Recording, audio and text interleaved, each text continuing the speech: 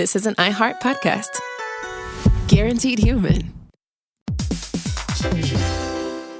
Dell PCs with Intel Inside are built for the moments that matter, for the moments you plan and the ones you don't. Built for the busy days that turn into all-night study sessions, the moment you're working from a cafe and realize every outlet's taken. Yeah, the times you're deep in your flow and the absolute last thing you need is an auto update throwing off your momentum. That's why Dell builds tech that adapts to the way you actually work. Built with a long-lasting battery so you're not scrambling for the closest outlet, and built-in intelligence that makes updates around your schedule, not in the middle of it. That's right. They don't build tech just for tech's sake. They build it for you. Find technology built for the way you work at Dell.com/Dell PCs. Built for you. Introducing the all-new Mazda CX-5, featuring more connection. Hey Google, where's the nearest Pilates class? Safety that has your back. More discovery on the scenic routes. More passion in the details.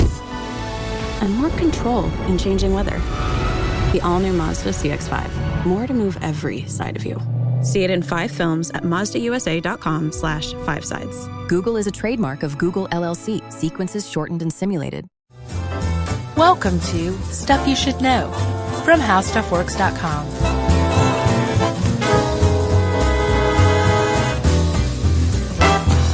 Hey, and welcome to the podcast. I'm Josh Clark, and there's Charles W. Chuck Bryant. And there's guest producer Noel, who, frankly, I think he's done enough times that we should just be like our other producer, Noel. Yeah. And then if we were in France, I would say our other producer, Noel.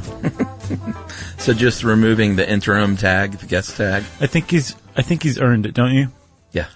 What is with you and these snacks? All right, everyone. You should know Josh has a largish cup. This is not large.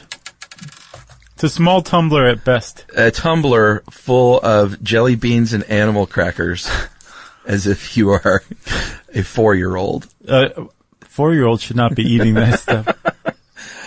Weird. I don't like jelly beans, so. Well, whatever.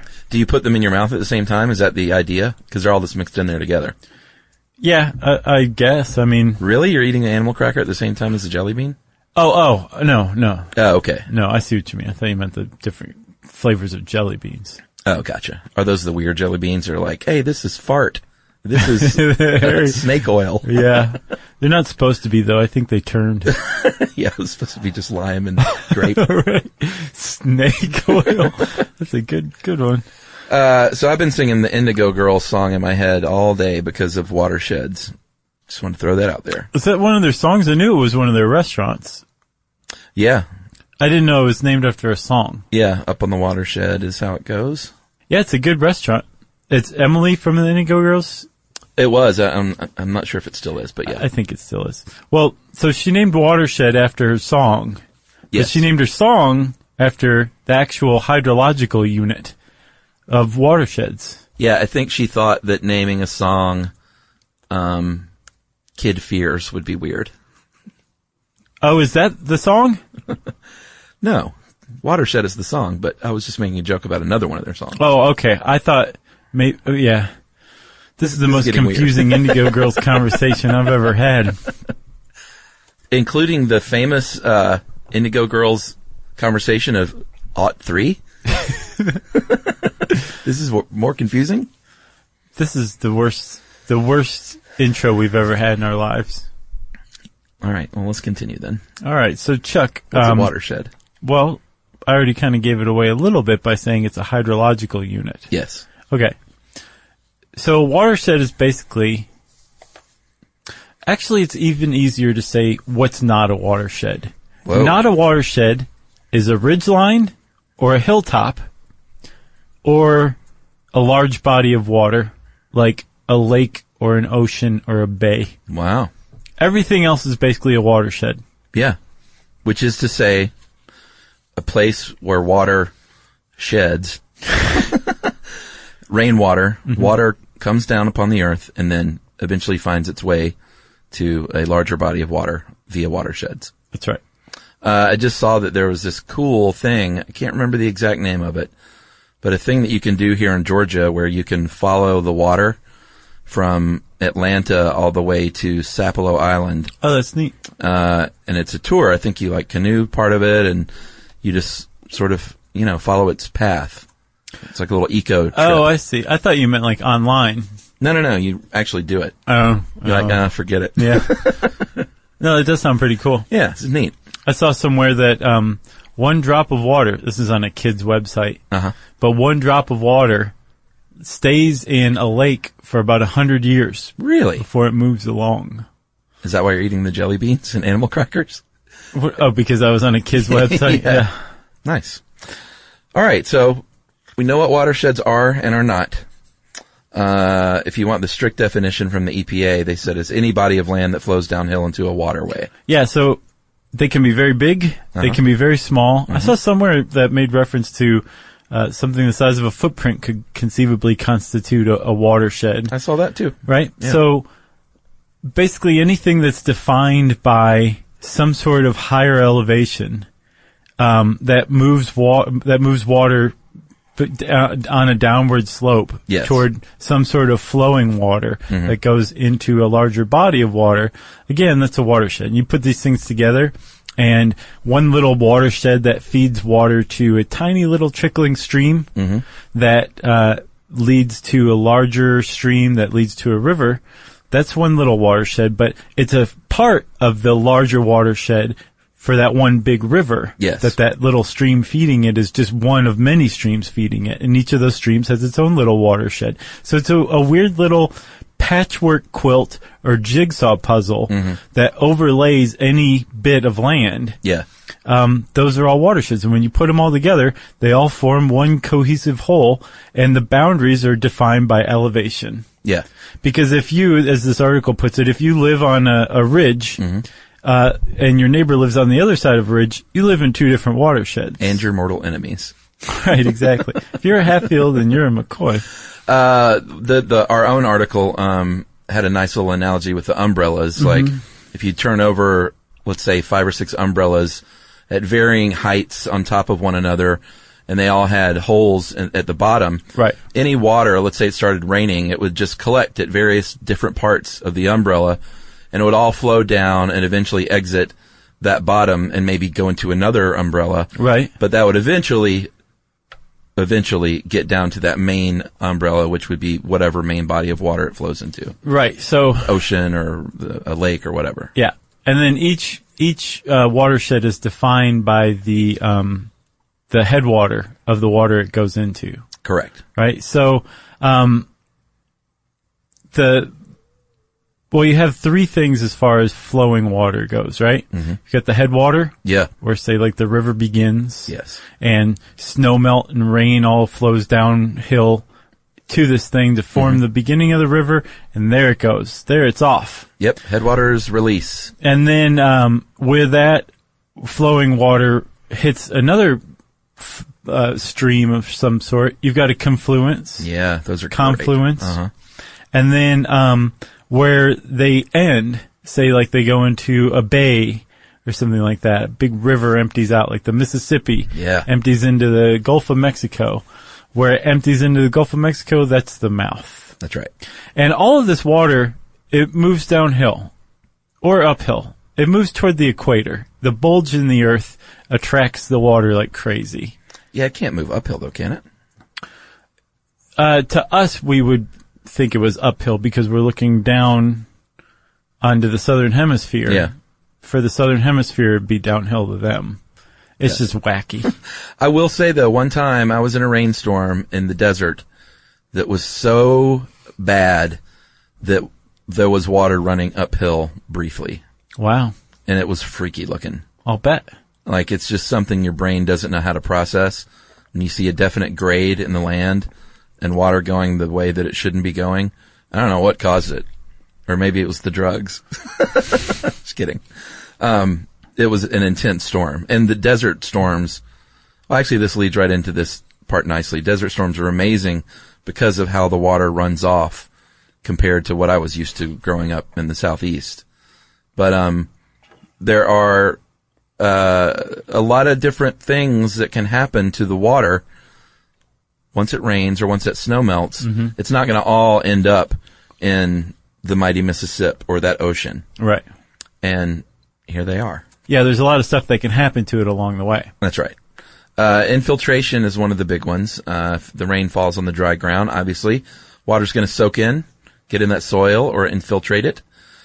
Some of it will remain there in that shallow layer, and then that's going to move downhill through that soil still into, let's say, an aquifer or something.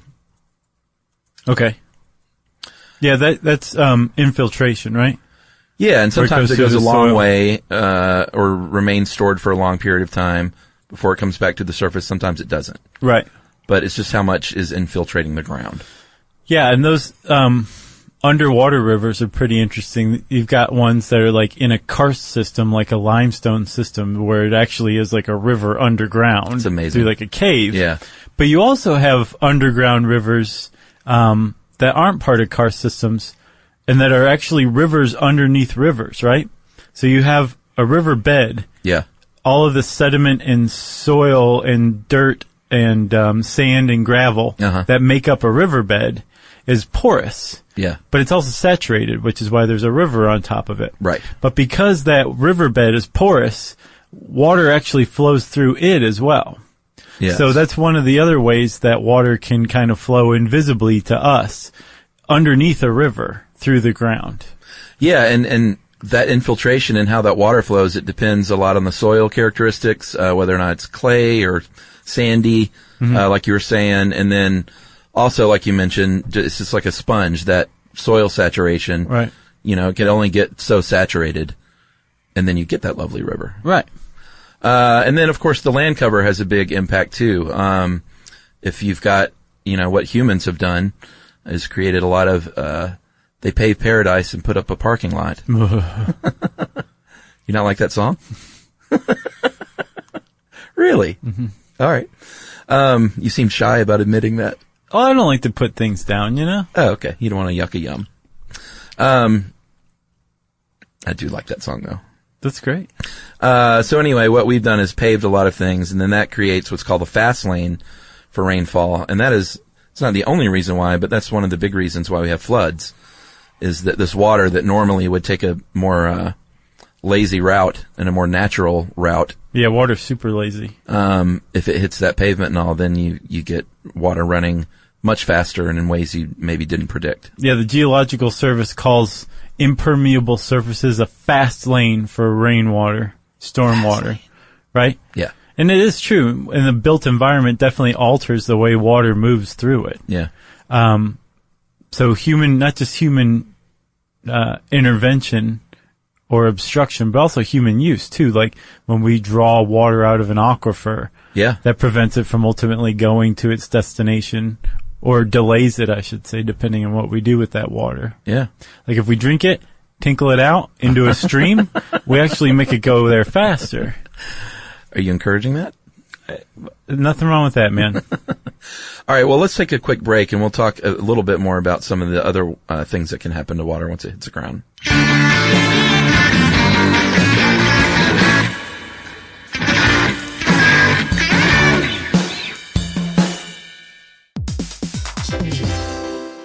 Hey everybody, we're here to talk to you about Wayfair, who believes that spaces should be functional, they should be comfortable, they should be well designed, and they can be well designed by you with their help. Your updated space should feel more comfortable, inviting, and practical for everyday use. And we're talking about outdoor seating. We're talking about grills. We're talking about major appliances. If you need storage solutions, Wayfair can help you out. Patio lighting, rugs, decor. It is your one-stop shop for home. Yeah, I mean, it's getting nice out, so it's time to think about living outdoors for the next few months. And Wayfair knows that outdoor furniture, it's heavy, it's intimidating to assemble. So Wayfair has stepped in and said, we're going to handle the hard part so you don't have to. That's right. You can shop Wayfair Verified, your shortcut to the good stuff. And that means their team of product specialists are going to vet everything by hand using a 10-point inspection, testing things like, quality materials, functionality and features, and even how long it takes to build that piece of furniture. And the overall experience save time, reduce hassle, and improved convenience. Patio season is here, and these deals won't last. So head to wayfair.com right now to get your outdoor space ready for way less. That's WAYFAIR.com.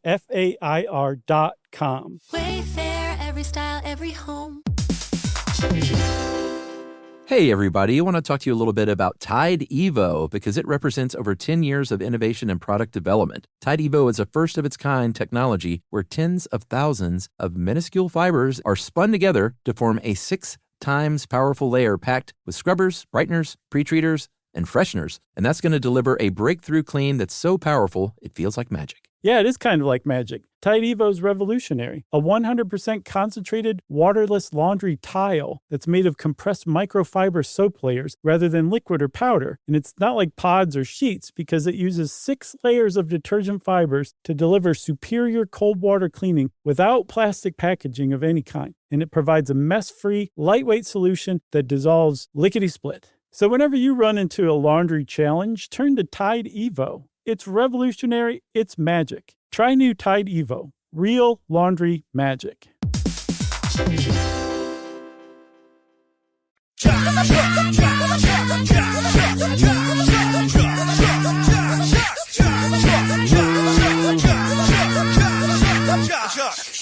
All right, so we teased everyone that other things can happen to water. It can turn into wine. Right? If you believe the Bible. It can evaporate and then turn into rain, part of the rain cycle. Yeah, well, that's a big one. Did we do one on evaporation or just clouds? That's probably where we covered that. Clouds. Yeah. Clouds. Fluffy clouds or something. Little fluffy clouds, like the Orb song. But when rainfall does come down on the ground, a lot of it does go back up into the atmosphere through evaporation. And that depends on how hot it is, the temperature, wind, atmospheric pressure, a lot of other things. Right. Then there's also transpiration. This is my favorite. Is it? Yeah. Well, take it away. Oh, well, basically, when you have plants, they're also taking in water themselves, putting it to good use. Yeah. Breaking it down, creating chlorophyll. Not borophyll, chlorophyll. And just generally making things pretty and happy. That's transpiration. Yeah, and that'll slow the runoff, obviously, because sure. It's taking a more circuitous route. Well, it locks it up, and then eventually it should evaporate from the water, or from the plants, and enter the rain cycle again. Yeah. And then, of course, other man-made things like water storage, like, you know, if you build a dam or something, you're literally in control of the release of that water. Yeah, that's a huge threat to the health and vitality of wetlands, is dam building. Like, it helps us. Yeah. You know, we have basically a huge store of drinking water that we can create electricity from, but for the downstream ecosystems, dams are not good. Yeah. Plus, they can cause earthquakes, if you'll remember correctly. Yes, that's right. I remember that. You remember? So... Hold on. I have to say, I was thinking the other day about those shorts. For the uninitiated, we used to do 1-minute shorts that appeared on the Science Channel. They were like the precursor to our actual show. Yes. Do you remember those shorts? Sure. Yeah, they were fun. So I thought of one the other day, though. Remember the one where we were playing racquetball? That was, I think, the pinnacle of all of them. Just the setup? Yeah, just the whole thing. Everything went. It was just perfect. I just thought it was great. It just popped in my head the other day. I was like, I totally forgot we even did those things. And then I was thinking about it. I thought it was hilarious. Yeah, the gag in that one was that I was wearing like a full like basketball uniform and sweatbands goggles, and you were wearing like an Oxford and jeans. Right. And we were playing racquetball. Like, that was it. How funny is that? Yeah. I just thought it was great. Surprised that never took off. Well, it did. It got us a TV show. Yeah, that's true. We did like... It was the TV show that didn't take off. We had a couple of dozen of those shorts, right? Those were all fun. I'm going to start posting some of those again. Well, this is my passive-aggressive way of asking you to. Okay. So watersheds are... Keeping them clean is a big deal. It really matters because there's a domino effect that can happen. Right. When they're polluted. Oh, yeah. So water's great for transporting things, right? We put barges on them, jet skis on them, sailboats. Sure. It's also really good for transporting other stuff, like anything that's a pollutant is really easily moved along through water, right? Yes. And the whole point of a watershed is moving water across land into larger bodies of water. Well, the stuff that's in the way of that water gets picked up and carried in along with it too, right? Yeah. So the pollutants that we just leave lying around, everything from dog poop to antifreeze ends up in the water. Yeah. Because it's in the watershed, so it ends up in the body of water. Mm-hmm. And since we use these bodies of water for all sorts of different things, it's a big problem. And it's something that I think more people need to be aware of. Because you think, yeah, I'll just leave my dog poop there on the ground. Right. You don't think about how it's going to rain and flush that dog poop in there. Yep. And create a coliform bacteria bloom. Yeah. That's going to kill a bunch of fish or give them salmonella. Yeah, I've seen certain cities on their storm drains have little signs that say things like, just reminders, like, what goes in this thing. Right. Will end up in, some larger body of water. Right. And have a big impact. Yeah, that's good stuff. I found a thing that said the leading cause of pollution are sediments and a lot of times bacteria like E. coli. Right, from dog poop. Yeah, and even excess nutrients can be bad. Yeah, because those form algae blooms, right? Yeah. So algae blooms are where a type of algae is already present in a body of water. Yeah. But then all of a sudden there's a bunch of agricultural runoff, say. So there's a huge introduction of nitrogen and phosphorus, which are fertilizers. Yeah. Well, algae is a plant, and algae blooms as a result. And they can block sunlight for other plants in the body of water. When they die off, the bacteria that eats them or decomposes them uses up tons of oxygen, so it chokes the life out of the fish that are in the body of water. Yeah. It can make things quite smelly. Yeah. It's just not good for anybody. And the reason why these algae blooms happen is because of the fertilizer runoff. Right. That's being introduced into the bodies of water. All right, well, let's take another break and more depressing news right after this.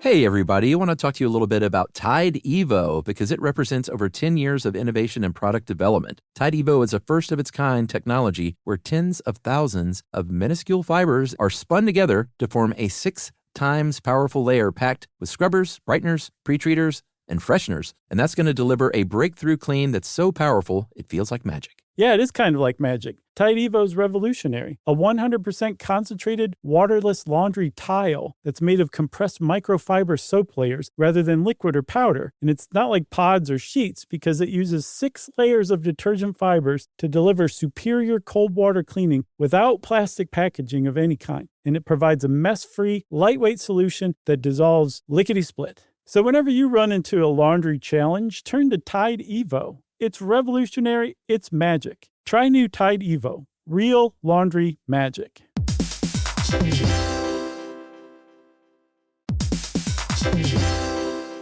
Dell PCs with Intel Inside are built for the moments that matter, for the moments you plan and the ones you don't. Built for the busy days that turn into all-night study sessions, the moment you're working from a cafe and realize every outlet's taken. Yeah, the times you're deep in your flow and the absolute last thing you need is an auto update throwing off your momentum. That's why Dell builds tech that adapts to the way you actually work. Built with a long-lasting battery so you're not scrambling for the closest outlet, and built-in intelligence that makes updates around your schedule, not in the middle of it. That's right. They don't build tech just for tech's sake. They build it for you. Find technology built for the way you work at Dell.com/Dell PCs. Built for you.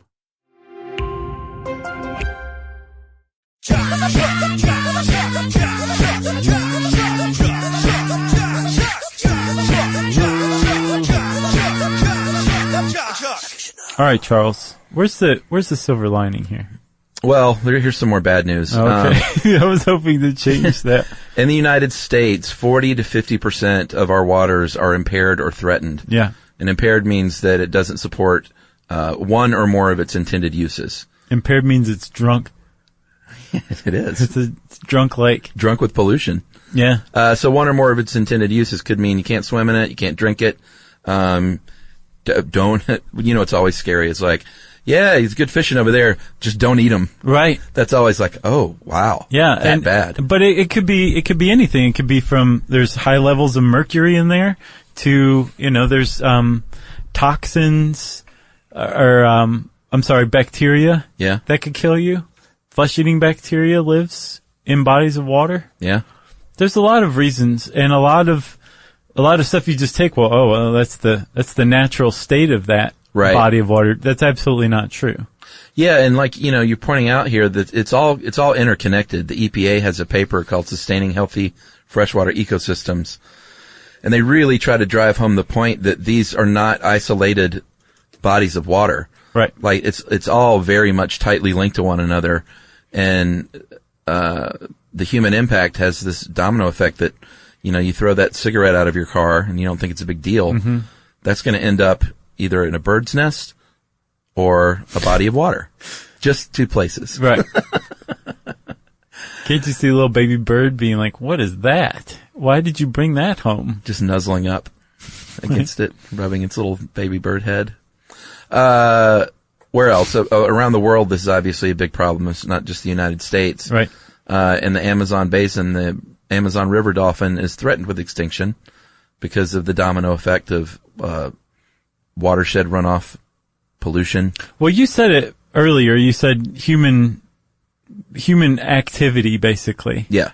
And it's not just us polluting, like, say, you pour out your antifreeze and just go in, yuck into yourself about how great that was. Yeah, like kicking the antifreeze I just changed over. my oil. I just dumped it down the storm drain. Yeah, you're not supposed to do that. That's not good, right? Not good. It goes beyond that. Like our activity, like say, if you tear up some trees along a stream bed. Yeah. Well, tree roots have a really great effect of holding soil in place. Yeah.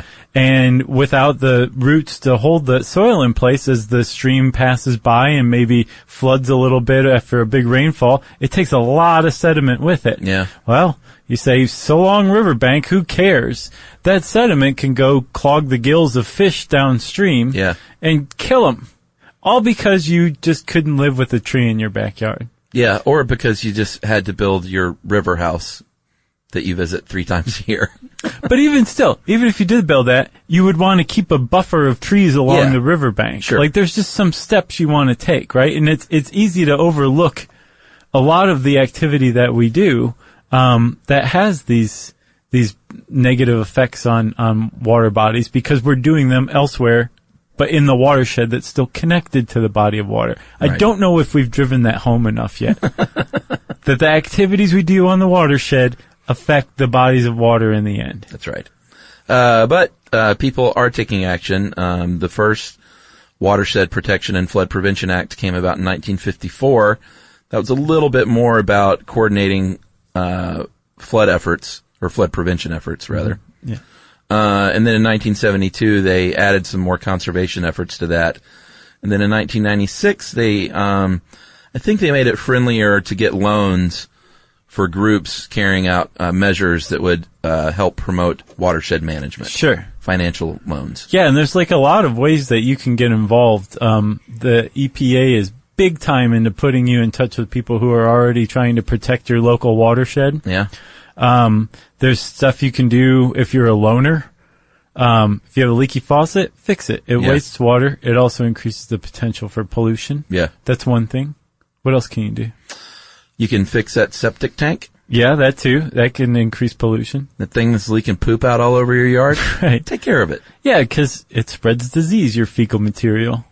What else? Add plants and trees instead of removing them. Right. That's a good one. If you have a asphalt driveway, tear it up and put down pavers. Now, what does that mean? Well, pavers have joints between the paver stones, so the water can trickle through them. Gotcha. It's a permeable surface rather than impermeable. You know what I kind of like, or the, and this has got to be slightly better, is instead of the solid driveway, just the 2 strips where your tires go. Oh, yeah, that's grandma's house right there. Yeah, and then having either the grass strip or pebbles or something in between. Yeah. It's kind of nice. Yeah. Or what about the ever popular neglected strip of rocks with the grass growing up through them?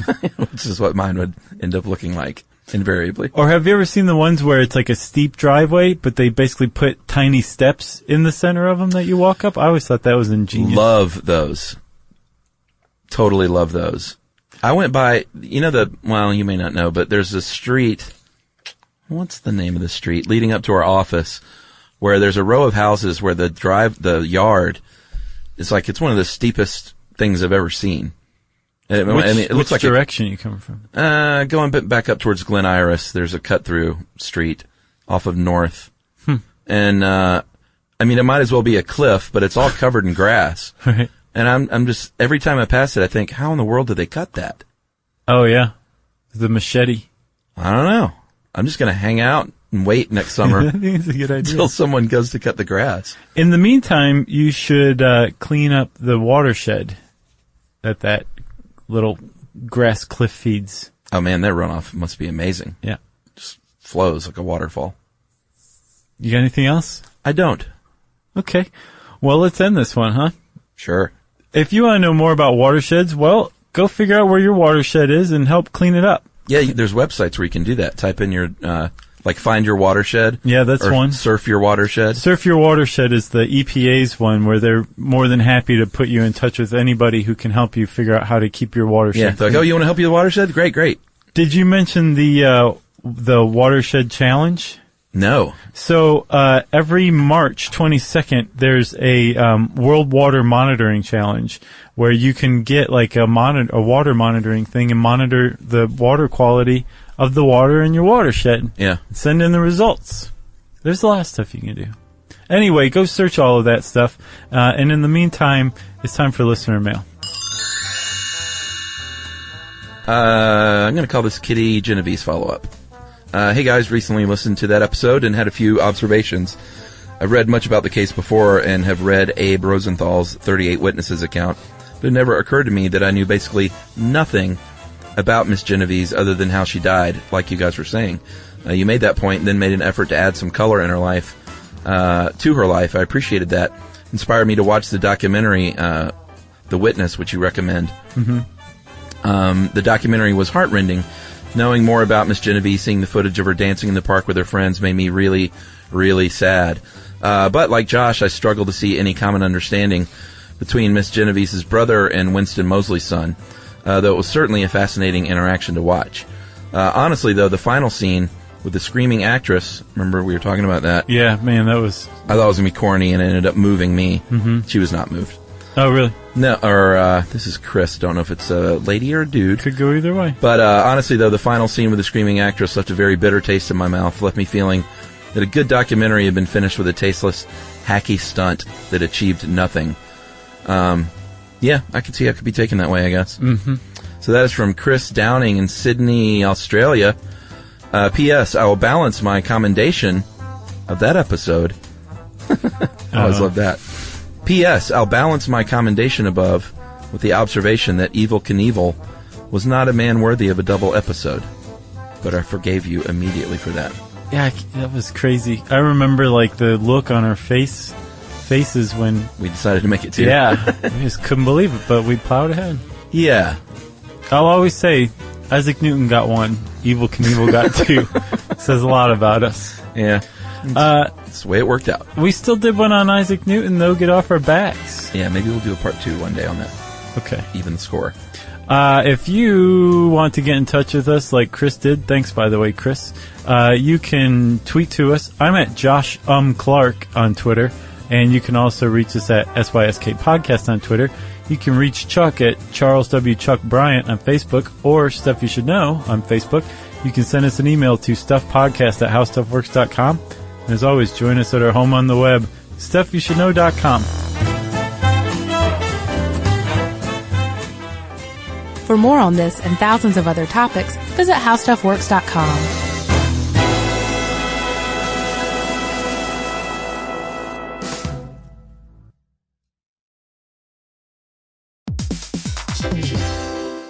Hey, quick question for the parents listening right now. When's the last time your kid asked for something and you actually felt good saying yes? Because lately, a lot of families have been hearing the same thing. Can I have Lingo Kids, please? And here's the thing. Lingo Kids is the #1 entertainment platform for young kids with more than 4,000 interactive games, songs, and shows. Astronauts, wild animals, superheroes, dinosaurs. It's literally everything kids love all in one place. So when they ask for it, you can actually feel good saying yes. Download Lingo Kids for free and start exploring today, or unlock even more amazing content with Lingo Kids Plus. And if you go with the yearly plan, you can save up to 60%. Just search Lingo Kids in the App Store or Google Play. Lingo Kids, everything kids love. Imagine never buying gas again. Well, you can with an electric vehicle. EVs are easy to charge as your phone and perfect for everyday life. You can drive daily with confidence everywhere you go. Most Americans drive just 40 miles a day, and most EVs are equipped with 200 to 400 miles of range. Plus, they've got fewer parts, they require fewer repairs, and they produce fewer headaches. And with all those pluses, it's no surprise that we're seeing more and more EVs on the road, which makes the planet happier and happier. The way forward is electric. You can learn more about EVs at electricforall.org. This is an iHeart podcast. Guaranteed Human.